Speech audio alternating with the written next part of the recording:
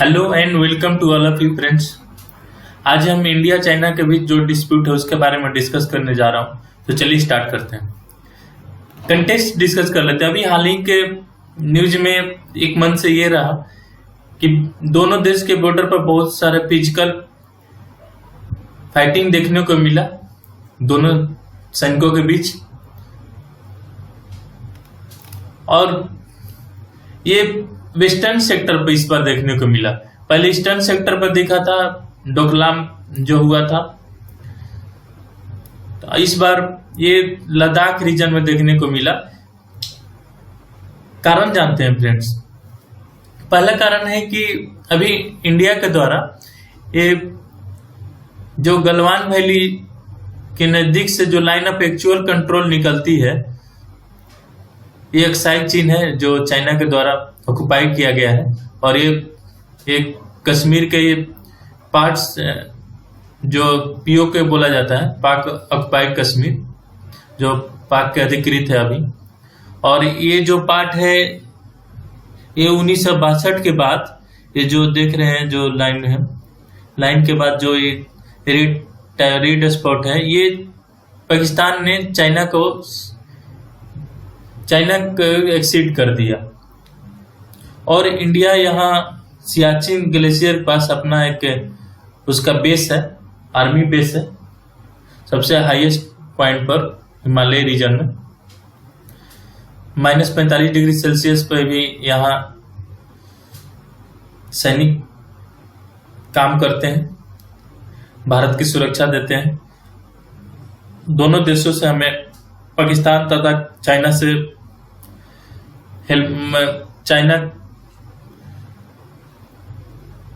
पाकिस्तान तथा चाइना के बॉर्डर पर ये दोनों जगह से काउंटर करते हैं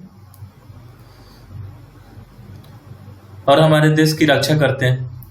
एक कारण अभी जानते हैं फ्रेंड्स। जो अक्साई चीन जो चाइना के द्वारा क्लेम किया गया, और जो एक दोनों देशों के बैठक के द्वारा line of actual control decide किया जाता है, और इसके वेस्टर्न पार्ट में इंडिया का ऑक्युपेंसी रहेगा और ईस्टर्न पार्ट ये चाइना का अधिकार में रहेगा। और यही लाइन ऑफ एक्चुअल कंट्रोल हमारे बॉर्डर से होकर जो जाती है। पहले जो चाइना और इंडिया के बीच मैकमोहन लाइन है, उसको चाइना स्वीकार नहीं करता है। अरुणाचल प्रदेश तथा ये सिक्किम दोनों जगह ये मैकमोहन लाइन को अस्वीकार करता है, और अरुणाचल प्रदेश का अपना पार्ट बताता है, जो अभी इंडिया का ही पार्ट है। ये क्लियर मैप है। इसमें देखते हैं कि ये जो पाक अधिकृत जो कश्मीर है, और ये इंडिया के द्वारा, इंडिया का जम्मू एंड कश्मीर टेरिटरी है। और यही जो अक्साई चीन है, ये पाकिस्तान, ये चाइना के 1962 के बार में ये इंडिया से जबरदस्ती ले लेता है, और ये मैकमोहन लाइन जो इंडिया और चाइना का बॉर्डर डिसाइड करती है। अभी हाल ही में डिस्प्यूट इस इश्यू पर हुआ कि जो लाइन ऑफ एक्चुअल कंट्रोल है उसको तो चाइना मानता ही नहीं है, और ये जो बॉर्डर इंडिया ने बनाया है यहाँ पर, जो तो ये जो लाइन है, इस डॉटेड लाइन जो येलो कलर की है, येलो या रेड कलर की है, ये चाइना द्वारा क्लेम किया जाता है कि ये पार्ट तक मेरा है। जबकि होना चाहिए कि जो लाइन मैकमोहन लाइन है वो इंडिया और चाइना का बॉर्डर है। लेकिन 62 के बाद इंडिया एक सहमति बनता है लाइन ऑफ एक्चुअल कंट्रोल के बीच, तो ये चाइना के मैप, चाइना अपने मैप में दिखाता है, इस पार्ट को अपने पार्ट में दिखाता है, लेकिन इंडिया यहां तक के पार्ट को लाइन ऑफ एक्चुअल कंट्रोल बताता है। लेकिन डिस्प्यूट तब बढ़ जाता है जब चाइना ने यहां तक अपने फोर्स भेजता है और वहां कुछ कंस्ट्रक्शन ये भी करने लगता है, तो ये ज्यादा डिस्प्यूट का कारण बन जाता है। और इंडिया ने अभी हाल ही में जो सियाक रिवर से पास से होकर एक दौलत बेग रोड का कंस्ट्रक्शन करता है, दौलत बेग के पास एक एयरबेस एस्टेब्लिश करता है जो काराकोरम पास से होकर गुजरती है।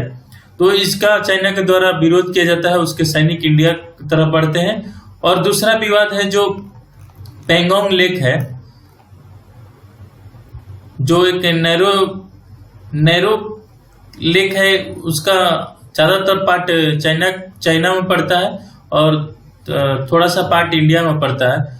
उस पर भी चाइना वहां पर भी अपना शिप डिप्लॉय कर देता है, अपनी फोर्सेस डिप्लॉय कर देता है। तो इंडिया भी उसके विरोध में अपना शिप भेजता है, वहां फोर्सेस उसके रोकने के काम करती है और उसे अपने बॉर्डर में ही रहने की बात बोलती है बोलती है कि ये अपने बॉर्डर जो डिसाइड किया गया है यही आपका बॉर्डर लाइन है। ये जो देखेंगे आप यहाँ पेंगोंग लेक है, दिखा रहा हूं मैप में।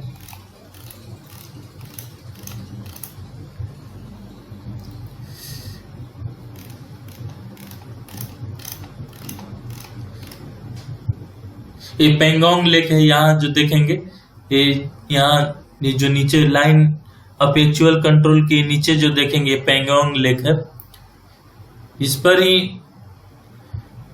ये जो देख रहे हैं ज्यादातर पार्ट है ग्रीन में, ये चाइना के पास है और छोटा सा पार्ट है इंडिया के पास जो लेक के नजदीक है, और ये अक्साई चीन है।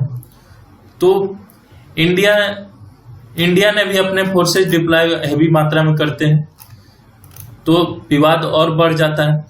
और 2-3 कारण अभी विवाद बढ़ने का कारण एक और भी हो जाता है कि इंडिया के WHO का एग्जीक्यूटिव मेंबर बनता है और चाइना के खिलाफ जांच कराने के समर्थन करता है, और जिसका समर्थन ऑस्ट्रेलिया द्वारा भी होता है। तो चाइना भी ऑस्ट्रेलिया को धमकी देता है कि आपका ट्रेड साउथ चाइना सी से होकर ही जाता है, तो उसको रोकने की कोशिश करता है कि मैं ट्रेड और तरह से आपको सैंक्शन कर दूंगा ऑस्ट्रेलिया पर, क्योंकि वीटो पावर चाइना के पास भी है।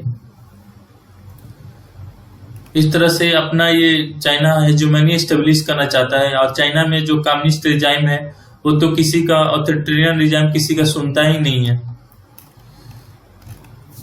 इस तरह से यह विवाद बढ़ते जाता है और सॉल्यूशन एक ही है फ्रेंड्स कि बातचीत होकर, क्योंकि अब किसी के पास सैनिक तथा जो बार मटेरियल है किसी पास कमी नहीं है।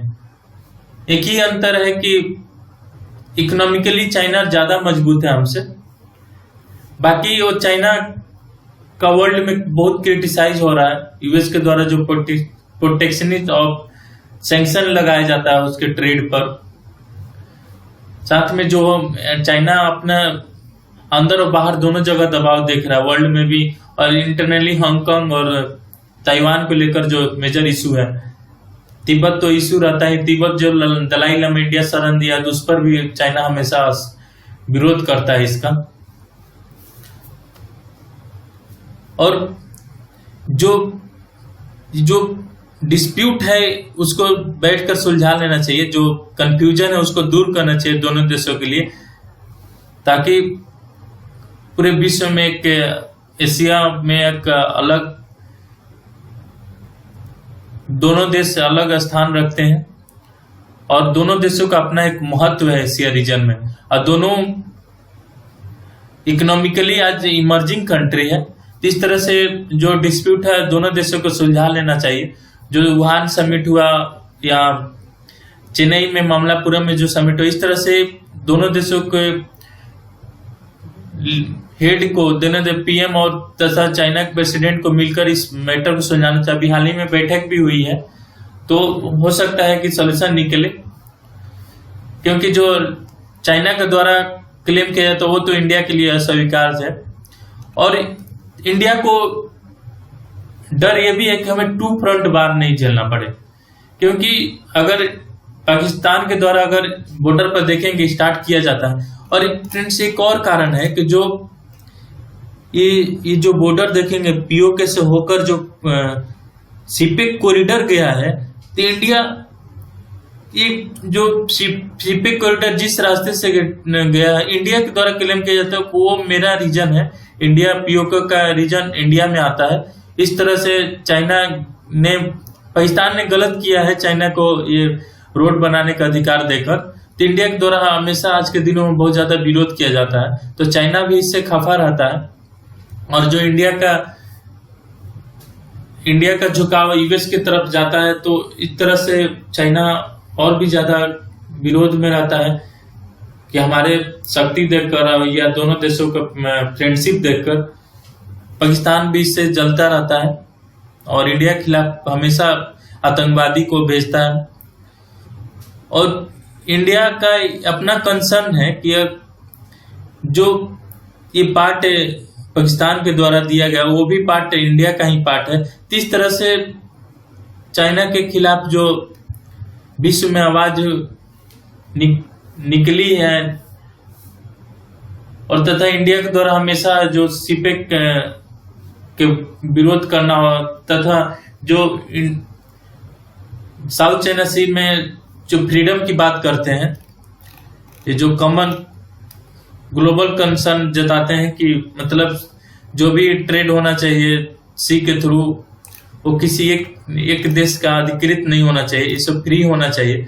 तो इसको लेकर भी चाइना के द्वारा विरोध किया जाता है कि इस तरह से इंडिया को हमारे फॉरेन मामले में दखलंदाजी नहीं करना चाहिए। इसका सॉल्यूशन एक ही है कि बैठकर इसका सॉल्यूशन निकाला जाए। दोनों देशों के सैनिक चीफ के द्वारा जो आर्मी डिफेंस सीडीएस के द्वारा डिफेंस जो मिनिस्टर है उसके द्वारा या दोनों देशों के हेड के द्वारा इस डिस्प्यूट को खत्म करने की कोशिश किया जाए। जिस तरह से डोकलाम का विवाद सुलझा लिया गया उसी तरह से ये जो अक्साई चीन का मैटर है इसको भी सुलझा लेने का कोशिश करना चाहिए। तो आज के लिए फ्रेंड्स इतना ही, थैंक यू।